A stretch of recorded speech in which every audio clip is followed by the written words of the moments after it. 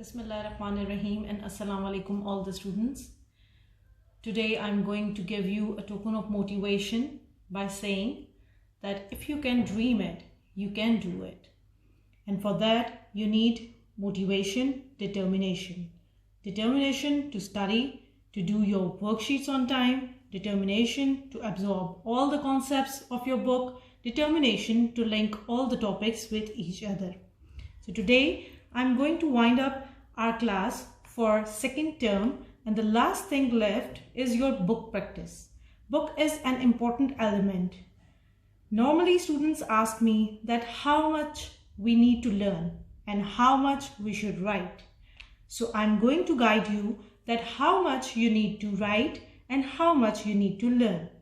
But for that you need to understand your book first, because if you absorb the concepts of your own book very well, then you will score definitely high in your exams.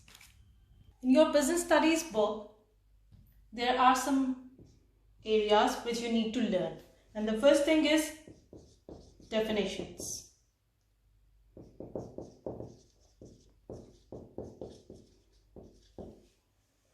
These definitions of the keywords you need to know are given in every chapter, and you need to learn these by heart. You will see a revision summary at the end of some topics. Then you will see a case study giving a situation,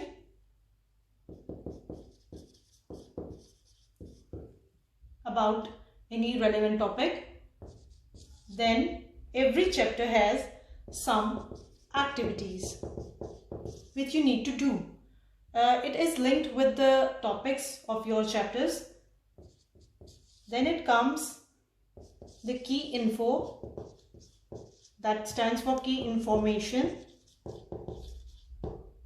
It is the explanation of key concepts with the real world examples. So key information is also very important to not to learn but to study, to get to know about the real concept of the topic.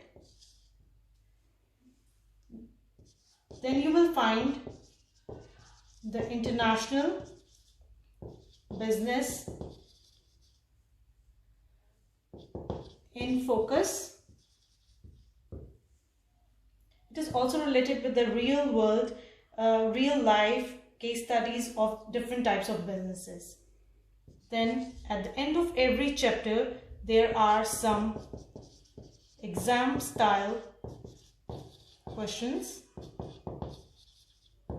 which surely you will solve, and you must have solved them previously. And last but not the least, there is a revision checklist which shows that you learned the whole chapter very well. You have these concepts with them or not. So these are the main elements of every chapter in your book of business studies. Now let me show you from chapter number 1. Taking an example from section 1 in chapter number 1, let me show you these are the definitions which you need to learn by heart, because there are some important words which the examiner usually finds. After that you can see the activity written over here. You should know about the activity. You must read it, you must do it. It should be your home practice. Then it comes a case study. You can read it as well. There are some small diagrams to giving you a better picture, a better concept about the relevant topic. Then there is a revision summary after every relevant topic. For example, the economic problem. So in economic problem, the limited resources and unlimited wants are given in this type of revision summary. Then it comes the case study. It's a very catchy case study along with the diagrams showing you different types of working by the employees. Then Then there are some study tips which you should read. The key information. The key information, it's an explanation of key concepts with the real world example. So you should know about it and you should read it. Again, a revision summary over here and a case study along with the activity. And here comes the International Business in Focus. It is also related to the real life examples, real world business examples. And some over there are some discussion points which you will usually do in your classroom. In the end, the exam style questions. These are the exam style questions of covering the whole chapter concepts, and in the last, a revision checklist. For example, the difference between the wants and needs.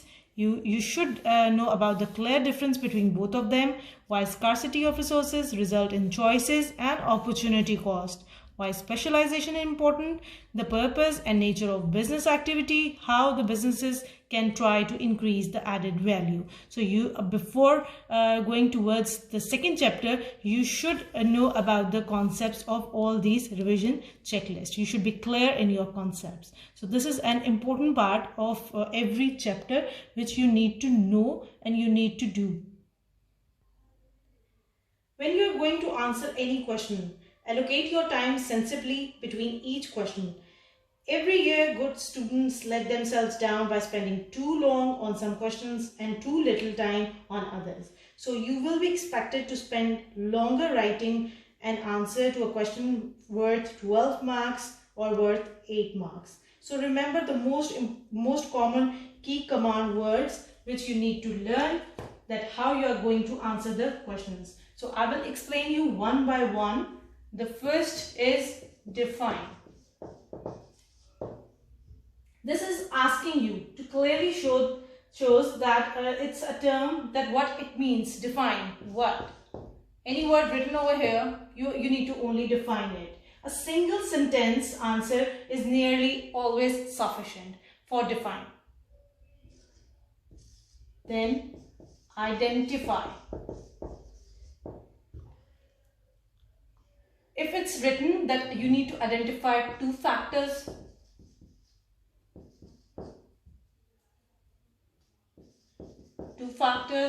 or 3 factors, you need to answer only writing 1 and 2, highlighting 2 factors or highlighting 3 factors. That's it. Then comes the calculations,